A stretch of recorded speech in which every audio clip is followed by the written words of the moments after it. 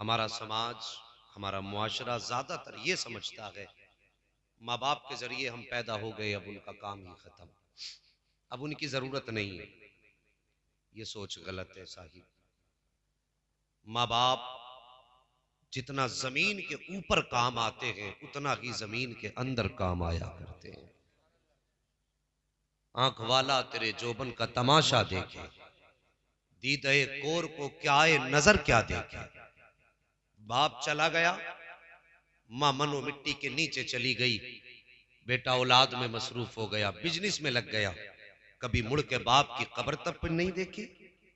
और महीने महीने गुजर गए। हमारी तो आदत ऐसी है साहिब, कभी महीने में नहीं बल्कि ईद त्योहार पे कभी कब्रिस्तान जाया करते हैं रस्मन, और जाके माँ बाप को सलाम करते हैं। और साल भर में कभी माँ की याद आई तो हमने उसको जाके सलाम कर लिया। मैं पूछना चाहता हूँ साहिब, जो माँ सारी रात तुम्हारे लिए जाग के गुजारती रही, क्या तुम्हारे लिए 365 रातों में सिर्फ एक रात उसके लिए मिली? जो बाप सारा सारा दिन दोपहरी के वक्त में मजदूरी करके तुम्हें पालता रहा, क्या उसके लिए हमारे पास 365 दिन में एक दिन निकला? जिस बाप ने हमें बचपन में मुस्कुराते देखा तो मुस्कुरा दिया, जिसने हमें रोते देखा तो रो दिया, वो बाप जो हमारे दुख को देख के कभी सुख से न बैठ सका, वो माँ जो हमारी हर आह पे तड़प जाया करती थी, क्या वो इतनी ही हमारी सिला रहमी की जिम्मेदार रही कि साल में सिर्फ एक दिन उस माँ को दिया हमने? साकिब नहीं, मैं कहता हूं अगर मुसीबतें डेरे जमा लिया करें, अगर आफतें दरवाजे पे आ जाया करें तो यार मौलवी के पास तावीज के लिए बाद में जाया करो। अगर माँ जिंदा है तो कदमों में जाके बैठ जाया करो। अगर बाप जिंदा है तो रात के सन्नाटे में जब दुनिया सो रही हो उठ के बाप के कदम दबाने चले जाया करो। अल्लाह की कसम रात के सन्नाटे में जाओगे, बाप सोता होगा, आहिस्ता से कदम पकड़ना, जैसी बाप के कदम पकड़ोगे बाप की आंख खुल जाएगी। और यार वो बाप होता है, जल्लाद नहीं होता है, वो बाप होता है, आहिस्ता से जाके कदम पकड़ लेना, जैसी कदम पकड़ोगे बाप की आंख खुलेगी, आंख खोल के कहेगा बेटे क्या बात है। मैं कहता हूं सिर्फ 2 आंसू बहा के कह देना अब्बा मेरे बिजनेस में दिक्कत आ गई है, बाप बिजनेस में कमाई में बरकत नहीं हो रही है। मैं कहता हूं तावीज 40 दिन लटकाएगा तो 25% फायदा मिलेगा। एक रात बाप के कदमों में जाके बैठ जा और उसके तलवों पे आंखें मलनी शुरू कर दे, यार उसकी आंख खुलेगी, तेरी आंख के आंसू देखेगा, उठ के पहले तेरे कंधे पे हाथ रखेगा, उसके बाद तुझे सीने से लगा के कहेगा बेटे दर्द बता क्या है, तकलीफ बता क्या है। जब बाप इतना कह दे तो अपना दुख दर्द बयान कर देना, जब तेरी जबान से तेरा दर्द निकलेगा खुदा की कसम ये बाप है, ये नहीं कहेगा कि कमाई मुझे नहीं देता, दुआ नहीं मिलेगी, हिस्सा मेरा नहीं है, दुआ मुझे नहीं मिलेगी, ऐश तू करता है दुआ नहीं दूंगा, पक्के मकान में तू रहता है दुआ नहीं दूंगा। यार बाप बाप हुआ करता है। अगर रात के सन्नाटे में कदम पकड़ के बैठ जाओगे, सारी जिंदगी तुमने दुख भी दिए हैं, सीने से लगा के कहेगा बेटे बता तो सही तकलीफ क्या है। इतना कह देना बाबा तकलीफ ये है, खुदा की कसम रात का सन्नाटा होगा, दुनिया तो सो रही होगी लेकिन पैदा करने वाला जाग रहा होगा। जिसने तुम्हें पैदा किया है उसकी आंख नहीं लगती है, वो आंख से भी पाक है, नींद से भी पाक है, वो जागता रहता है, उसके लिए नींद नहीं है। इधर बाप के हाथ उठ जाएंगे, रो के कहेगा या अल्लाह मेरे बेटे की मुसीबत को दूर कर दे। मैं दावे के साथ कहता हूं यार बाप के हाथ नीचे बाद में आएंगे, खुदा की रहमतें तेरे दस्तरखान पे पहले उतार। सुभान अल्लाह, नारे तकबीर, नारे रिसालत, मसलके आला हजरत हजरत अल्लामा मुफ्ती हम्माद साहिब क़िबला। सुभान अल्लाह सुभान अल्लाह। तो यार जिसे मनाना था उसे मना ना सके, और जो किसी काम का ना था डेरे जमा लिए। मैं कहता हूं पीर को भी मानो लेकिन सबसे बड़ा पीर अपने बाप को मानो। क्या मानते पीर अपना सबसे बड़ा? नहीं मानते। अभी अगर कोई कह दे इंतकाल के बाद लोग कहते हैं साहब अब माँ बाप की अजमत बयान कर दे। मैं कहता हूं साहिब जिंदगी में कभी नहीं सुनी माँ बाप की अजमत? मरने के बाद अजमत ढूंढने चले हो, और वो जब बिस्तर पे खांसते रहे तब तुम्हें माँ की याद नहीं आई?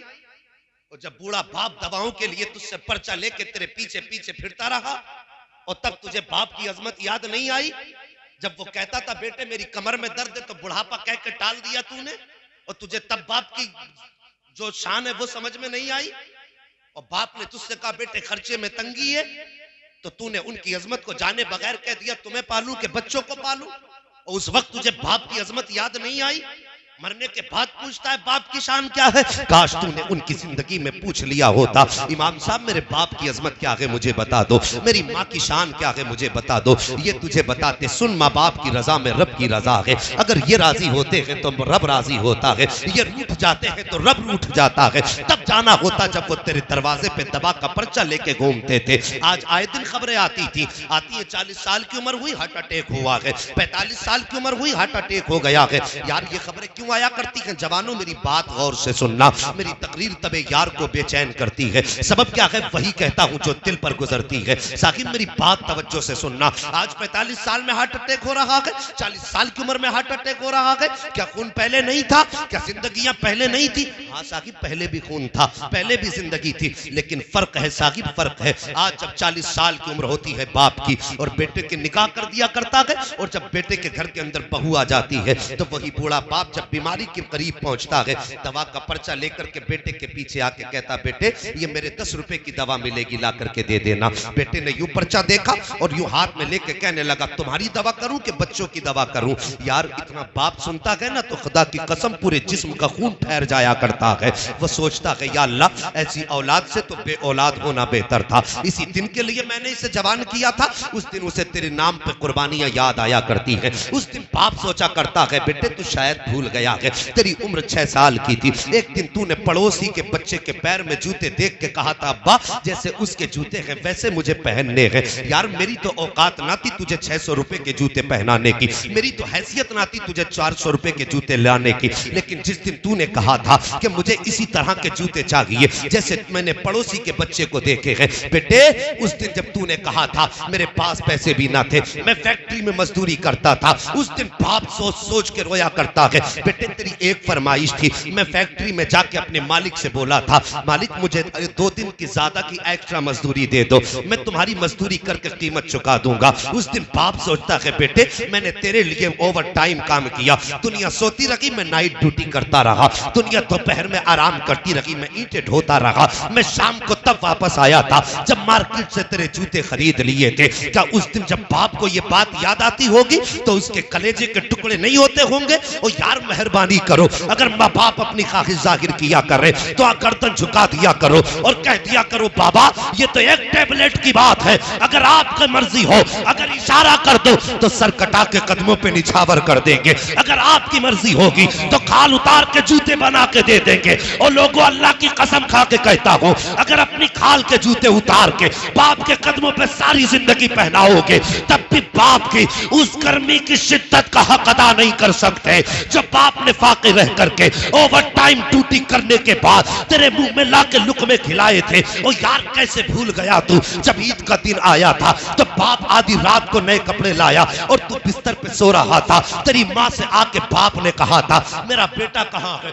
उसने कहा सो रहा है। बाप की खुशी का आलम यह था, उसने कहा अभी उठाइए, कहा करना क्या है? कहा कपड़े लेकर के आया हूँ, इसे कपड़े पहना के देखूंगा। बीवी कहती सुबह देख लेना, वो कहता नहीं बड़ी मेहनत से लाया हूँ, जब तक बदन पे कपड़े नहीं देखूंगा तसल्ली नहीं होगी। उस वक्त तक बाप मुस्कुराता था जब तक तू मुस्कुराता था। और यार जिसने सारी जिंदगी तेरी जिंदगी पे कुर्बान कर दी, तू कितना नमक हराम निकला है कि जब उसकी मुसीबत का वक्त आया है तुझे बच्चों की जरूरत ने घेर लिया है, तुझे बीवी के खर्चे याद रह गए हैं। अगर याद नहीं रहा है तो अपने माँ बाप का खर्चा याद नहीं रहा है। मैं कहता हूँ साहिब अगर समझते हो कि माँ बाप पे खर्च करने से तंगी आती है तो भूल है तुम्हारी। अमीर बनना चाहते हो तो वजीफा ये है अपनी कमाई लाने के बाद माँ की गोद में डाल दिया करो, इधर माँ के हाथ उठ जाएंगे उधर खुदा का करम बरसने लगेगा। सुभान अल्लाह, नारे तकबीर,